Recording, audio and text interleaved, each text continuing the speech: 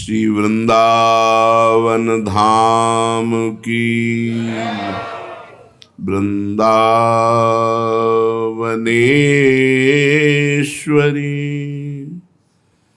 तवैव पदारविंदम प्रेमामृतैकमकरन्दरसौघपूर्णम् हृद्यर्पितं मधुपते स्मरतापमुग्रम्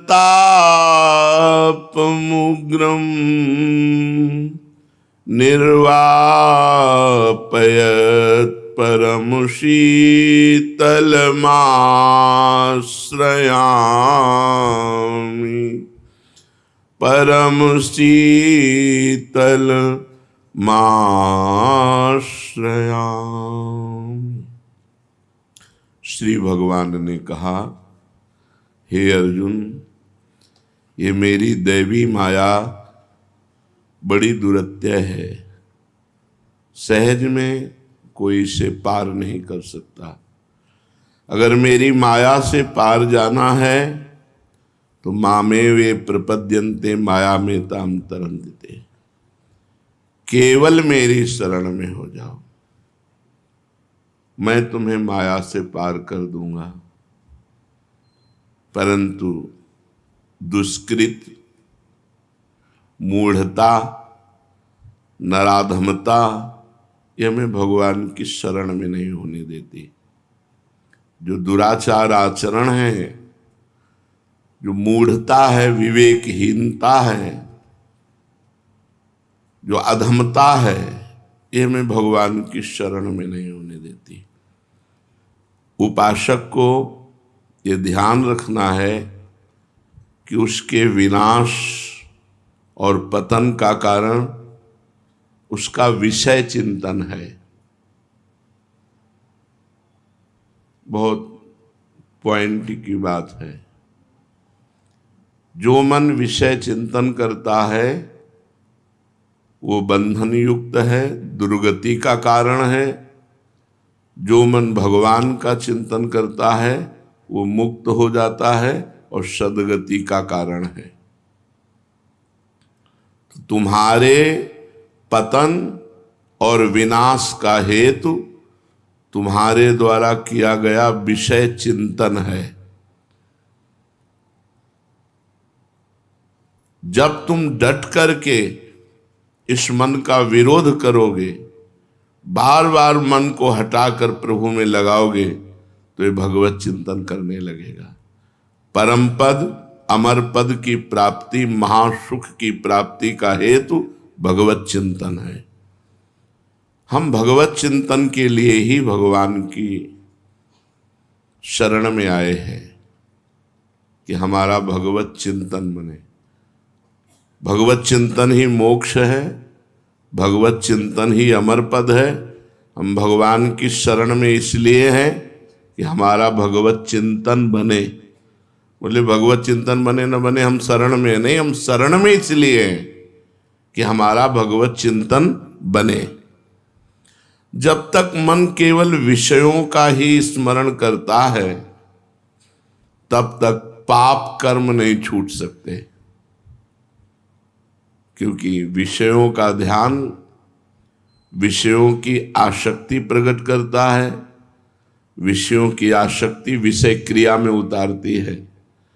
क्रिया से संस्कार, संस्कार से क्रिया, वो यहीं फंसा रहता है।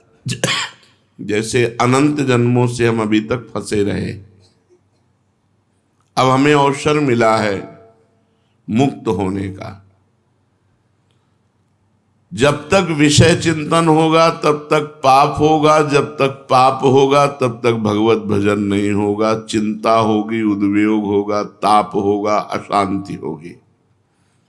इससे छुटकारा नहीं मिल सकता। चिंता, शोक, भय, मृत्यु।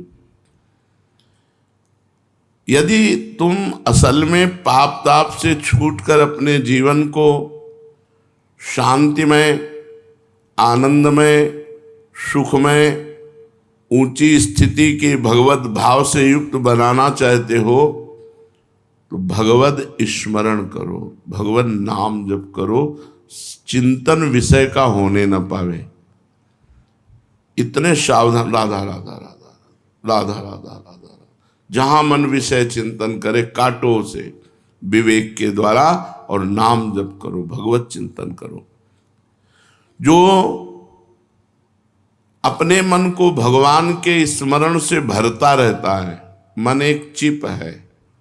जब हम नाम जप करते हैं तो मन से गंदी गंदी बातें निकलती हैं, जिसको साधक समझ नहीं पाता, समझता है कि ऐसे तो ठीक है, लेकिन जब भजन में बैठो तो बड़ा मन प्रपंच करता है। मन प्रपंच नहीं करता, मन खाली होता है। जब हम नाम जप करते हैं तो उसकी गंदी बातें निकलती हैं और मन में भजन भरता है। तो जो मन भगवान के नाम जप से भरने लगता है, स्मरण से भरने लगता है, उसमें आनंद आता है, सुख मिलता है, शांति मिलती है। उस मन से किसी गंदे कर्म की प्रेरणा देना ही बंद हो जाती है। जिस मन में अधिक से अधिक नाम जप और भजन भर दिया जाता है तो उसकी पहचान उस मन से गंदे कर्म की प्रेरणा ही बंद हो जाती है। जो मन प्रेरित करता रहता है क्रियाओं के लिए, तो गंदी क्रियाओं की प्रेरणा ही बंद हो जाती है। हमें गंदे आचरणों से, गंदी क्रियाओं से यदि बचना है तो हमें भगवत चिंतन करना है, अपने मन में भगवान नाम भरना है, जिससे वो गंदी बातें निकल जाएंगी और गंदी प्रेरणा देना बंद कर देगा मन। चाहे देखने में बहुत ऊंचा कर्म हो, पर यदि भगवत चिंतन नहीं हो रहा तो मन में गंदगी भरी रहेगी। कर्म ऊंचा है देखने में, लेकिन उसके विचार बहुत नीच होंगे। कब तक? जब तक चिंतन नहीं होगा। कर्म से चिंतन नहीं बदला जा सकता, चिंतन को बदलना होगा आपके अंदर। जैसे आरती कर रहे हैं पर चिंतन विषय का हो रहा है, ठाकुर जी को भोग लगा रहे हैं पर चिंतन भोगों का हो रहा है, गंदी बातों का हो रहा है। बाहरी क्रिया बहुत ऊंची हो रही है, तभी तो कहा जाता है ये अच्छा ऐसा, ये तो बड़ा भगत बनता था। तो भगत तो बाहरी चेष्टाएं कर रहा था, वो चिंतन उसका ठीक नहीं था। बाहरी क्रिया, वो नाली साफ कर रहा है, वो झाड़ू लगा रहा है, वो किसानी कर रहा है, वो व्यापार कर रहा है, पर अंदर का चिंतन भागवतिक है, वो बहुत अच्छा है। बाहरी देखने में बहुत ऊंची क्रिया मालूम हो, लेकिन अंदर चिंतन उसका ठीक नहीं चल रहा है। प्रायः त्रुटि अंदर के चिंतन में होती है। बाहर तो बड़ी सौम्यता शांति दिखाई, अंदर हलचल मची। अंदर मन की चिप को खाली करो। कैसे खाली होगा? नाम जप से, और भरो उसमें भगवत चिंतन, भगवत लीला, भगवत कथा, भगवत सेवा, ये मन में भरो तो गंदगी खत्म हो जाएगी, प्रेरणा खत्म हो जाएगी गंदी बात की। यदि भगवान के स्मरण से तुम युक्त रहोगे तो तुम्हें फिर और कुछ करना नहीं है। हमारे जीवन का लक्ष्य, उद्देश्य केवल भगवत स्मरण, अंदर से भगवत स्मरण, बाहर से जो क्रियाएं हो उनको। प्रायः क्रिया करते समय स्मरण में विक्षेप पड़ता है। जैसे चलते समय बराबर भगवत नाम या मंत्र चलाना हो तो थोड़ा कठिन लगता है, लेकिन मौन होकर यदि चलना हो और कोई संग बातचीत ना हो तो आराम से चल जाएगा। अगर हम व्यापार करते हैं, क्रिया करते हैं, जब किसी भी क्रिया में लगते हैं तो हमारे भजन छूटता है, हमारा भजन चिंतन छूटता है। हमको उसी में अभ्यास करना है। क्रिया करते हुए मामनुस्मर युद्ध च, युद्ध रूपी क्रिया भी भगवान के स्मरण से संपन्न होनी चाहिए। अर्जुन जी को आदेश करते हैं, सर्वदा सर्वकालेषु मामनुस्मर युद्ध च। तो हम रसोई बना रहे हैं, बातचीत ना करें, नाम जप। हम जो भी सेवा कर रहे हैं उसमें हम कोशिश करें, और जब हम क्रिया करते हैं तब मानसिक जप की तरफ नहीं ज़्यादा ध्यान देते, क्योंकि क्रिया में हमें मन लगाना पड़ेगा, तो हमें वाचिक पे आना चाहिए। जब हम क्रियाओं में हो तब वाचिक में। हमको भी ऐसा होता है, जब हम किसी, तो फिर उपांश में आ जाते हैं। बातचीत कर रहे हैं उपांश, जैसे एकांतिक कर रहे हैं, प्रश्न खत्म हुआ तुरंत उपांश में 2 बार 4 बार नाम, फिर प्रश्न आया, फिर नाम, फिर नाम। उसको हम भागवतिक बनाने हैं। हम अपने समय को भागवतिक, मान लो हम 10 मिनट बोले और उसके पहले 5 बार मंत्र जप कर लिया और बाद में भी 5 बार जप कर लिया और 10 मिनट के समय को भी समर्पित कर दिया, ये सब भागवतिक हो गया। तो आपकी क्रिया भी भागवतिक होनी चाहिए। क्रिया भागवतिक कैसे होगी? मान लो आप भागवतिक क्रिया रसोई बना रहे हैं संतों के लिए, ये तो है ही, लेकिन अपने घर में बना रहे हैं तो ठाकुर जी के भोग के लिए बना रहे हैं। पति पुत्र परिवार आदि के रूप में भगवान ही भोगता है। आम वैश्वानरो भूत्वा प्राणी नाम देहमाश्रिता। उस रसोई को भगवान के लिए बनाओ, भगवान के घर में सोने लगाओ, भगवान के घर में पोछा लगाओ, भगवान के घर वालों की सेवा करो। नाथ सकल संपदा तुम्हारी, मैं सेवक समेत सुतनारी। भजन बन गया। भगवान का स्मरण होते होते जब भगवान में ऐसा आकर्षण हो जाए जैसे विषयी पुरुषों का विषय में और कामी पुरुषों का कामिनी में होता है, तब स्मरण अपने आप होता है। जैसे कामी पुरुष को स्त्री का स्मरण करना नहीं पड़ता, विषयी लंपट पुरुष को विषयों का चिंतन करना नहीं पड़ता, स्वाभाविक होता है। ऐसे ही भजन करते करते भगवान में आसक्ति हो जाती है और भजन श्रोता होने लगता है। उस स्मरण में भगवदानंद का अनुभव होता है। जब श्रोता होने लगता है तो भगवदानंद का अनुभव होता है। जब तक वैसा भजन ना हो तब तक खूब भगवान के गुण सुनो कानों से, भक्तों के चरित्र सुनो, प्रभाव सुनो, लीला सुनो और भगवान का नाम बार बार जप करो। अपने मन को भागवतिक बना लो। अभी अपने लोगों की चित्त वृत्तियां व्यभिचारिणी हैं। व्यभिचारिणी पति हैं भगवान, ना उनके रूप का चिंतन, ना उनके गुण का चिंतन, ना उनकी लीला का चिंतन, चिंतन विषयों का, पर पुरुष का, भोगों का। तो ये व्यभिचारिणी वृत्ति मानी जाती है। भगवान के चिंतन के सिवा अन्य चिंतन व्यभिचार चिंतन है। अभी तुम्हारी चित्त वृत्ति व्यभिचारिणी हो रही है क्योंकि उसको भोगों में आनंद दिखाई दे रहा है। बड़ा विचित्र है।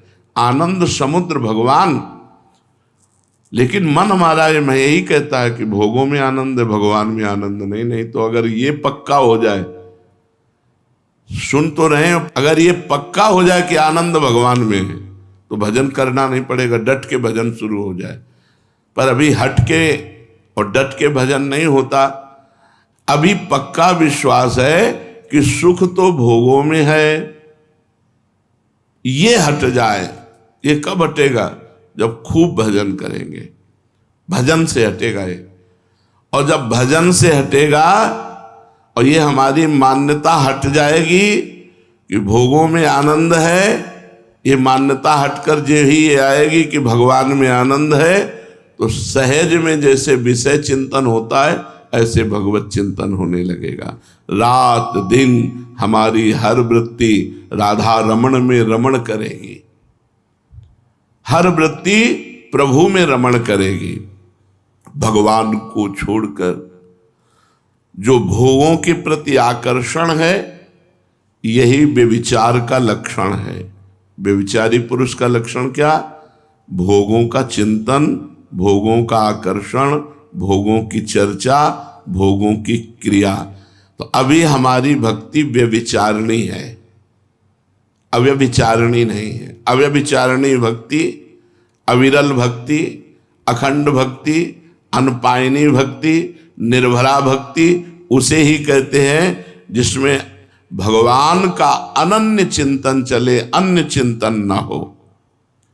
मन भगवान की ओर जाए, लगातार जाए, अनन्य भाव से जाए। मन भगवान की ओर ही जाए, लगातार जाए, अनन्य भाव से जाए, इसे अव्यभिचारिणी भक्ति कहते हैं।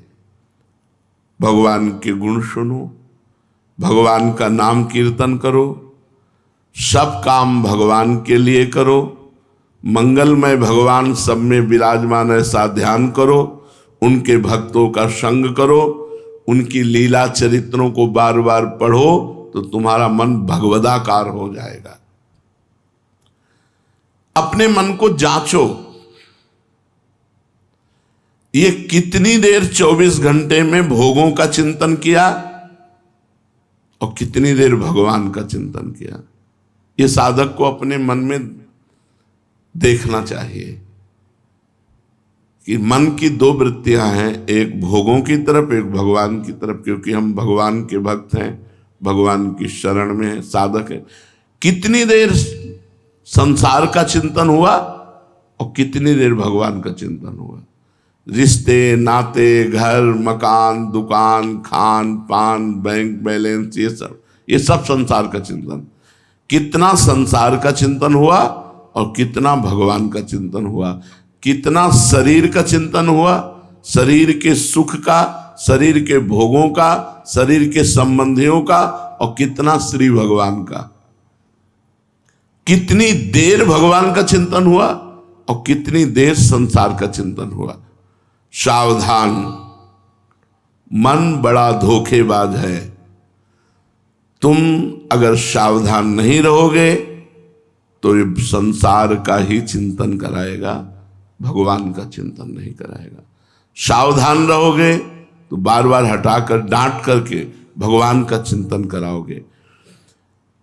हमने मार्ग चुना है भगवान के चिंतन का। साधना का मतलब क्या है, संत का मतलब क्या है, भक्त का मतलब क्या है, साधक का मतलब क्या है। हमने चुना है मार्ग। जबरदस्ती कोई बाबा जी थोड़ी बन जाता है, जबरदस्ती कोई भजन थोड़ी करता है। चुना है तुमने कि ये सत्य मार्ग है, ये आनंद का मार्ग है, फिर तुम चिंतन क्यों नहीं करते। देखो, सब कुछ एक तरफ, खास बात चिंतन है। आप वृंदावन की परिक्रमा लगा रहे हो, खास बात नहीं है। आपका चिंतन क्या चल रहा है। ये तो बाहरी शरीर की दौड़ हुई, शरीर बहुत चले सो वीर न होई, बहुत दौड़ लगा रहे, लेकिन चिंतन क्या चल रहा है। अगर ये भी चिंतन चल रहा है कि मैं बहुत परिक्रमा लगाने वाला हूं, मैं बहुत, वो भगवान को प्रिय नहीं होगा। चिंतन क्या चल रहा है आपका। एक एक कदम नाम जप करते भगवान के चिंतन में धैर्य पूर्वक, भले वो 1.5 घंटा 2.25 घंटा लगे, कोई बात नहीं, हो गई परिक्रमा। अगर बैठे बैठे चिंतन चल रहा है तो करोड़ों तीर्थों की परिक्रमा हो गई। और अगर आप परिक्रमा कर रहे हो, भगवत चिंतन नहीं चल रहा, तो कोई खास बात नहीं हो रही। पसीना चुहा लो, पुण्य होगा, लेकिन भगवत आराधना तभी मानी जाएगी जब भगवत चिंतन होगा। जब हमने चयन किया है भगवत मार्ग, तो फिर विरुद्ध चिंतन क्यों करते हो। छुप छुप करके भोगों के आकर्षण को क्यों स्वीकार करते हो। छुप करके भोगों के गंदी बात को क्यों स्वीकार करते हो। तुमने तो स्वीकार किया है सच्चिदानंद घन परमात्मा के मार्ग को। जहां ये बाधा है तो जानबूझ करके बाधा क्यों आप चिंतन कर रहे हो। भोगों में वैसे ही मन रमा हुआ है, तुम्हें पता नहीं लगेगा कि तुम्हारा कितना समय नष्ट कर दिया गया। पूरे जीवन का जीवन नष्ट हो जाता है। रोज समय कट रहा है, कल भी गया, आज आया, अब कल पता नहीं कैसा मंगलमय हो, कौन सा रोग निकल आवे, कौन सी क्रिया हो जाए, एक्सीडेंट हो जाए, क्या हो जाए, क्या कुछ पता नहीं है। कल जीऊं कि ना जीऊं, और आज चिंतन हमारा संभला नहीं, बहुत भयावह है। तुम जितना अधिक मन की ओर देखोगे उतनी जल्दी ही मन तुम्हारे वश में हो जाएगा। इस पर नजर रखो मन पे। साधक हो इसलिए, संसारी पुरुष तो नजर ही नहीं रख पाएगा, वो अंतर्मुखता होना ही नहीं जानता। साधक क्या चल रहा है चिंतन में। संत जन ये नहीं पूछते तुम्हारा कुशल मंगल क्या, तुम्हारा चित्त प्रसन्न है। क्योंकि चित्त तभी प्रसन्न होगा जब भगवत आनंद में डूबेगा। तुम्हारा चिंतन ठीक चल रहा है। दो बातें हमसे बड़े बड़े संतों ने जब मिले तो ये, तुम्हारा चिंतन ठीक है, तुम्हारा चित्त प्रसन्न है। दो ही बातें पूछी गंगा किनारे जिसे, और भाई तुम्हारा चिंतन ठीक चल रहा है, तुम्हारा चित्त प्रसन्न है। ये खास बात है। ज्यों ज्यों मन भागे त्यों त्यों उसे खींच खींच कर भगवान में लगाओ। उसके सामने भगवान का सौंदर्य दिखाओ, भगवान की कृपा दिखाओ। भगवान आनंदमय है ऐसा, भगवान परम शांतिमय है, भगवान कल्याणमय है, भगवान मंगल स्वरूप है। इसलिए बार बार मंगल स्वरूप भगवान का चिंतन कराओ। उसे लुभाने की चेष्टा करो भगवान की तरफ। हम चेष्टा उसे संसार के लुभाने की करते हैं। अपने मन को लुभायमान करना है प्रभु की तरफ। तो भोगों की तरफ अगर नेत्रेंद्रियों से, श्रवणेंद्रिय, अन्य इंद्रियों से तो आप अपने पैर में कुल्हाड़ी मार रहे हैं। आपको लुभायमान करना है प्रिया प्रीतम की तरफ मन को, और आप उसका सहयोग देकर लुभायमान कर रहे हैं संसार की तरफ। तुम मन को बार बार प्रभु की तरफ लुभाने की चेष्टा करो। सचमुच विषय भयंकर विषय है। सचमुच विषय भयंकर विषय है। एक 12 वर्ष का आज बच्चा प्रश्न कर रहा था कि मैं हस्त मैथुन का शिकार हो गया हूं, मैं बहुत परेशान हूं, हमारे होश उड़ गए। 12 वर्ष का बच्चा, बोले गर्लफ्रेंड भी है। हम कहा तब तो धन्य है, कलयुग की जय हो। 12 वर्ष का बच्चा और गर्लफ्रेंड, और मतलब हस्त मैथुन। ये क्या भारत के भाग्य विधाता बनेंगे? नई पीढ़ी भारत की भाग्य विधाता ही तो है। क्या बनेंगे? ना अध्यात्म में कुछ कर पाएंगे और ना ये संसार में कुछ कर पाएंगे। जैसे 10-12 वर्ष के बच्चे गलत आदत में पड़ गए तो अब इनका जीवन बर्बाद होता चला जाएगा। जिन बच्चों को ये गंदी बात आ गई हो करने में, इससे तुम पक्का समझ लो ना परमार्थ में चल पाओगे और ना स्वार्थ लायक रहोगे। प्लीज हस्त मैथुन त्याग दीजिए कृपा करके, बहुत हानिकारक है। नियम ले लो, अपने ब्रह्मचर्य की रक्षा करो। कोई ऐसा काम मत करो जो मन तुम्हें संसार की तरफ ले जाए, मन भगवान की तरफ ले जाए। हमको क्या करना है? मन में भगवान भरने हैं, मन को भगवान की तरफ लुभायमान करना है। उनके पद गा के, उनके चरित्र सुनकर, भक्तों के चरित्र सुनकर, उनकी रूप माधुरी, लीला माधुरी, गुण माधुरी, यही तो हम प्राप्त करने निकले। इन संसार की रूप माधुरी, गुण माधुरी थोड़ी, भगवान की। ये संसार ऊपर से सुंदर लगता है, सुनने में सुंदर लगता है और चिंतन में सुंदर लगता है, लेकिन परिणाम में भयंकर होता है, भयंकर विष की तरह है। अज्ञान रूपी शत्रु ने हमको इस विष में फंसाने की ठान ली है, भोगों के विष में फंसाने की ठान ली है।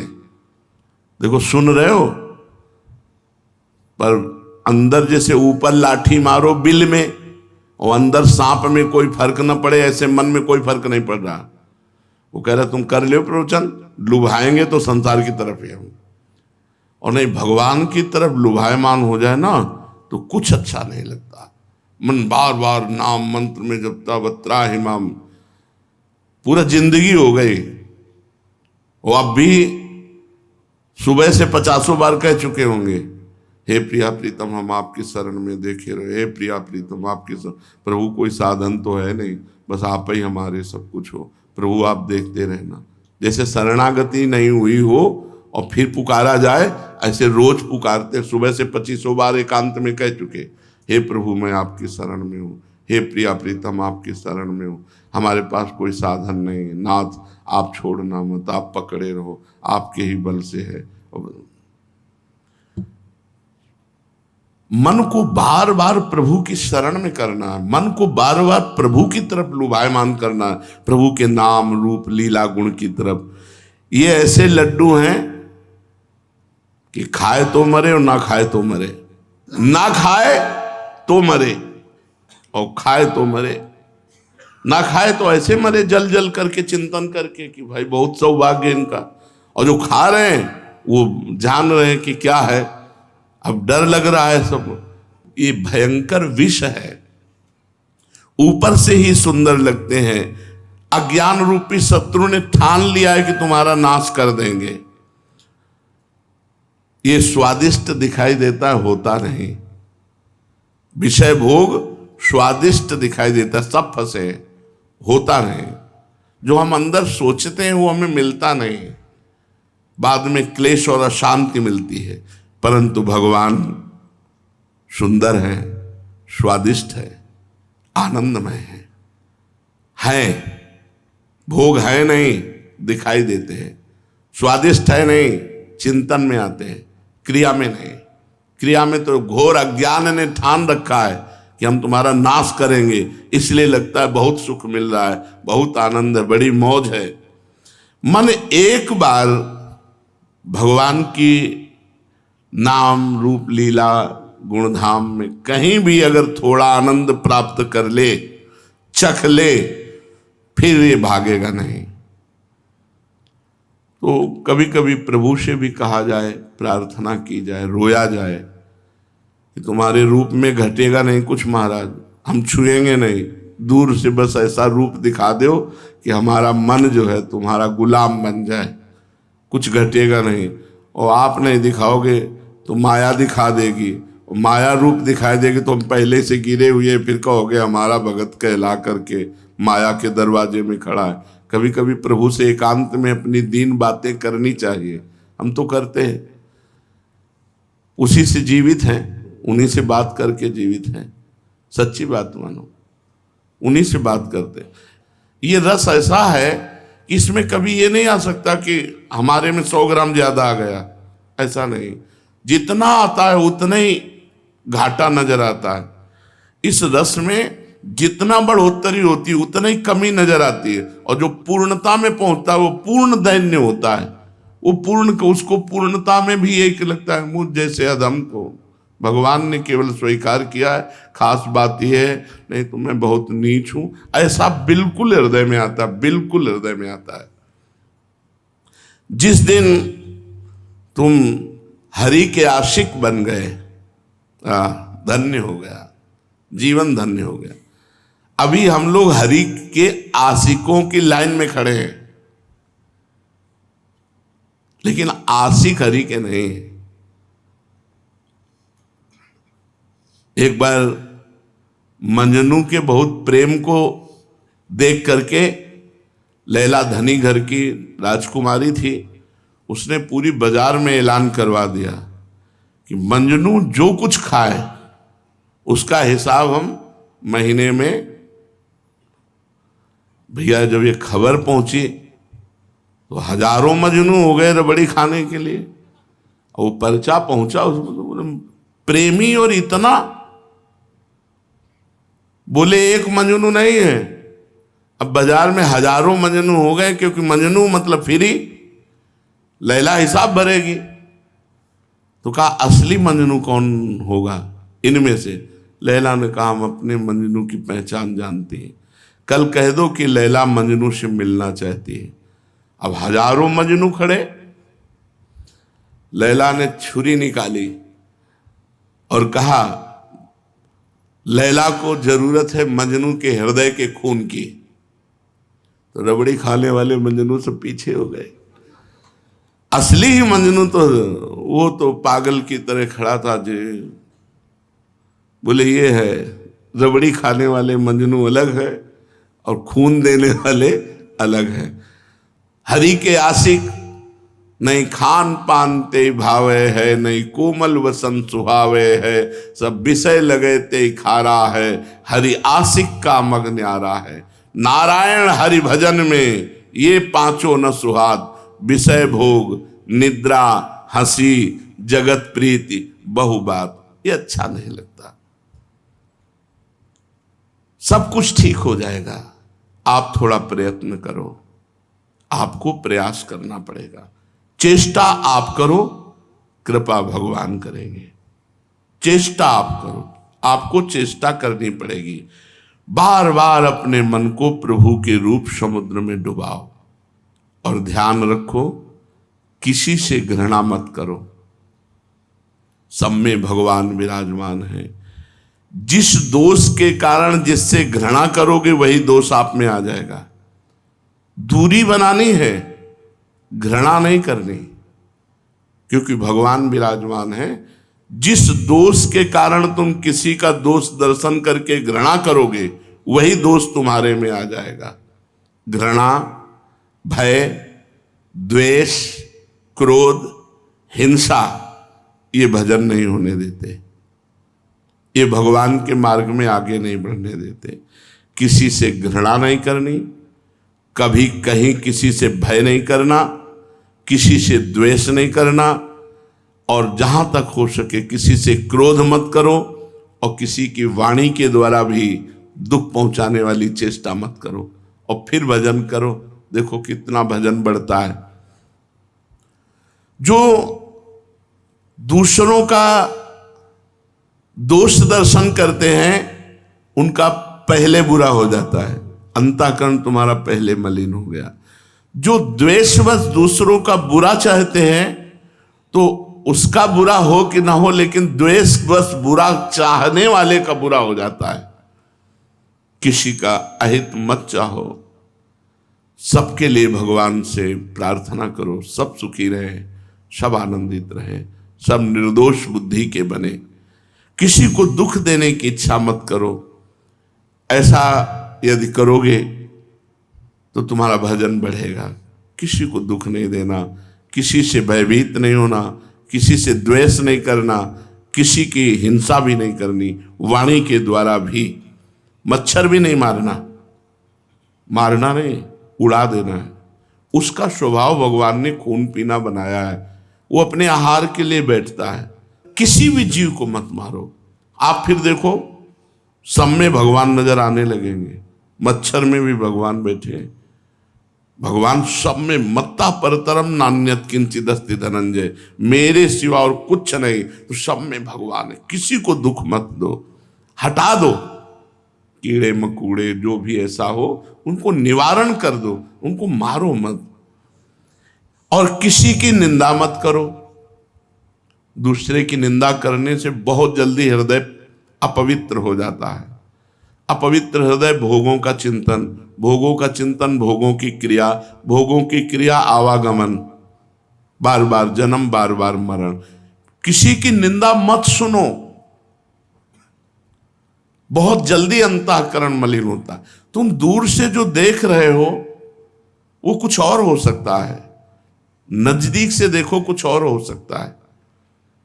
दूर से देखने पर आपको गलत दिखाई दे सकता है। जैसे एक बार बीरबल ने कहा अकबर से कि देखी हुई बात भी गलत हो सकती है और सुनी हुई बात भी गलत हो सकती है, इसलिए बात को बहुत समझ करके ही बोलना चाहिए। तो उनका देखी हुई बात भी गलत हो सकती है। बोले हाँ सरकार, गलत हो सकती है। बीरबल अपने दिमाग में बहुत प्रवीण थे, उत्तर देने में बहुत प्रवीण थे। अकबर ने वो बात रख ली अपने हृदय में। एक दिन अकबर की जो फूलों की सैया लगाता था, उसने सोचा जीवन हुआ जा रहा है बादशाह की सैया लगाते, 5 मिनट देखें लेट के।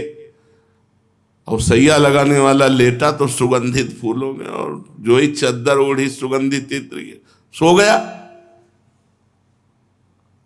नींद आ गई। थोड़ी देर बाद बादशाह की पत्नी आई। उनका सरकार आज तो बिना भोजन पाए ही सो गए, जब उन्होंने भोजन नहीं पाया तो हम क्यों भोजन पाए। वो भी साथ लेट गए चद्दर ओढ़ के। अब थोड़ी देर बाद बादशाह आए। उन्होंने कहा मेरी सैया में मेरी पत्नी और कोई पुरुष, तलवार निकाली। फिर बीरबल की बात याद आ गई, बुलाया और कहा कहते थे देखी हुई बात भी गलत होती। मैं देख रहा हूं मेरी पत्नी गलत है, किसी पर पुरुष के साथ सो रही। उनका इसमें भी गलत हो सकता है। तो क्या आप संशय है, मैं अभी दोनों को काटता हूं। बोले दोषी होने पर काट देना, पर्दे के पीछे आप खड़े हो जाओ। पर्दे के पीछे खड़े किए और जब चद्दर हटाया तो फूल बिछाने वाला, धीरे से उसको जगाया कि रानी न जग पाए। उसके तो होश खराब हो गए कि मंत्री, बीरबल मंत्री भी थे, इसमें कैसे सो गया। मालिक क्षमा करो, जीवन भर सैया लगाते हो गया तो सोचा था कि पर सो गए। तुम्हारे साथ कौन सो रहा था? कोई नहीं, हम तो अकेले सो रहे थे। बादशाह पर्दे के पीछे खड़े, बादशाह पता पाए तो काट डालेंगे, भाग यहां से, उसको भगा दे। रानी को उठाया, वो उठी। आज बहुत जल्दी आप सो गई? बोले हाँ, बादशाह आकर सो गए थे तो इसलिए हम भी सो गई। तो आपने बादशाह से कोई बात की? नहीं, वो सो रहे थे इसलिए हम भी सो रही थी। तो ठीक है, अब आप जाइए और बादशाह की भोजन की व्यवस्था कीजिए। उठ के चले, बुलाया अकबर को। बोले इन दोनों में आप दोनों का वध करने के लिए तैयार थे, ये दोनों निर्दोष थे। देखी हुई बात भी झूठी है, दिखाई दे रहा है लेकिन झूठी है। ऐसे ही हम किसी के विषय की निंदा, जैसे हम किसी को देखते हैं तो दृश्य कुछ और हो सकता है और भाव कुछ और हो सकता है, तो हम किसी की निंदा ना करें और ना किसी की निंदा सुने। देखा हुआ दृश्य भी झूठा हो सकता है, सुनी हुई बात भी झूठी हो सकती है। और हमको सब में भगवान देखना है, हम भक्ति के मार्ग में चले तो हम दूसरे की निंदा क्यों सुने।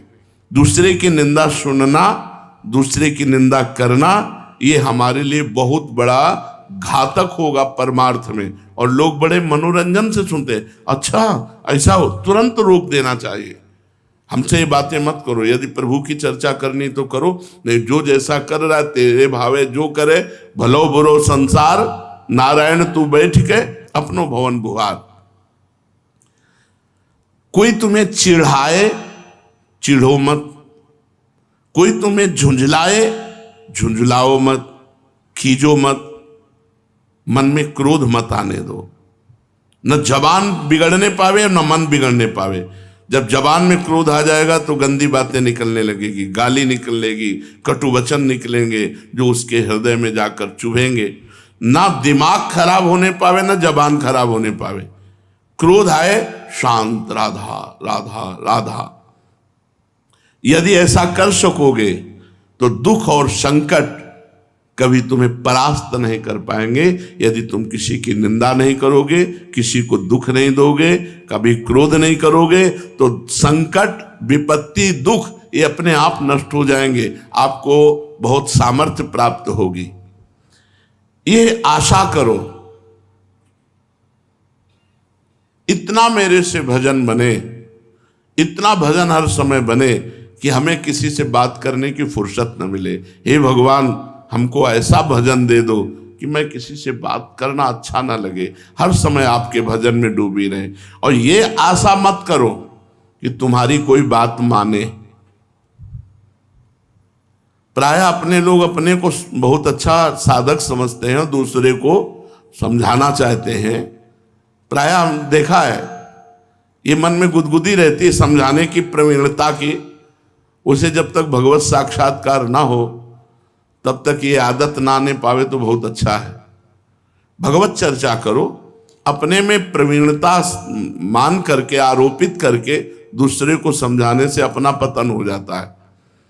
तुम्हारी बात माने, तुम्हारी बात का समर्थन करें, तुम्हारे आज्ञाकारी बने, ये सब बातें हटा दो। ये सब बातें हटा दो यदि शुद्ध साधना करना चाहते हो। तुम दूसरों की बात मानो, तुम दूसरों की आज्ञा पे चलने की सोचो, तुम दूसरों के अनुकूल बनने की सोचो, दूसरों को अपने अनुकूल बनाने की चेष्टा मत करो। अगर ऐसा तुम करोगे, दूसरों को उपदेश देना, उनको अनुकूल बनाना, उनको अपनी आज्ञा पे चलाना, तो याद कर लो तुम्हारा भजन छूट जाएगा। निराशा, दुख, अपमान का बोध और विषाद, ये 4 बातें तुम्हारे हृदय में आ जाएंगी। भजन छूट जाएगा, निराशा आ जाएगी, दुख होगा, अपमान का बोध होगा और विषाद के वशीभूत हो जाओगे। हमने ऐसा कहा, इसने मेरी बात नहीं मानी, हमने इतनी बढ़िया बात बताई हो, देखो ऐसे चल रहा है। नहीं, धैर्यवान बनो, जनेंद्रिय और रसेंद्रिय को काबू में रखो, शांत रहो, सहनशील बनो। जगत भगवान का विचित्र माया कार्य है, तुम्हारे द्वारा सुधरेगा नहीं है, तुम्हारे द्वारा नहीं सुधरेगा। इसमें क्या हो रहा है, क्या करना है, क्या नहीं करना है, ईश्वर जाने। तुम अपना सुधार कर लो, तुम अपनी छोटी से छोटी गलती को भी क्षमा मत करो, तुम उसी विचार में रहो, तुम्हारे अंदर कोई गलती घर न कर पावे। दुनिया भर की गलती सुधारने का तुमने ठेका नहीं लिया, या तुम्हें अधिकार भी नहीं दिया भगवान ने कि तुम किसी को गलत साबित करके उसको, तुम अपनी गलती देखो, अपनी गलती दूर करने के विषय में रहो। अनोखी दिव्यता तुम में आ जाएगी। एकमात्र भगवान सब कुछ है, यही अनुभव होना दिव्यता है। भगवान के अतिरिक्त बाहर और भीतर कुछ नहीं, ये सब पंचभूतों के रूप में भी भगवान है। मन में दोषों को, व्यर्थ विचारों को, दूसरे की बातों को निकाल कर फेंक दो और भगवान का नाम निरंतर जपते हुए इस जीवन को पूर्ण करो। शेष चर्चा आगे। श्री राधा वल्लभ लाल की।